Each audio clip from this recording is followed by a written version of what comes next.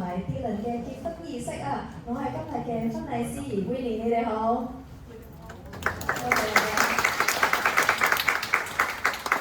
今日咧咁多位在座嘅咧，都係我哋一對新人嘅至親好友。你哋咧都喺佢哋嘅生命中咧有住咧非常重要嘅位置。今日我哋一齊共同見證佢哋咧成家立室啦。其實咧佢哋一齊咧，佢哋喺大學嘅時候咧已經認識啦。一齊共同嘅時間咧，經歷咗唔少風風雨雨。而最近啦，社會咧其實有不停嘅變動啦，令到佢哋覺得要揾到一個咁貼心、相處咁舒服、令自己咁心安嘅人，其實係非常之難嘅。所以咧，佢哋好有共識，想結婚。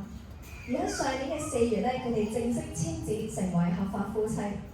咁而家咧，就想喺咁多位親友嘅見證之下咧，佢哋向對方交換誓詞，表達自己最真摯嘅誓言。咁而家啦，我哋當然要有請我哋嘅主角出場啦。首先，我哋有請今日最靚仔嘅新郎哥 Dylan。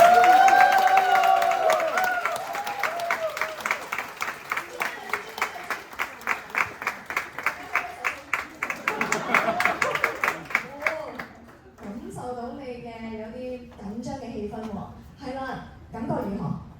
我估唔到原來自己真係會咁緊張。心情啊，個嘴都有啲震啊！不如咁，我哋咧一齊咧鬆下涼先。係俾啲掌聲，我哋新郎哥要作奏掌聲。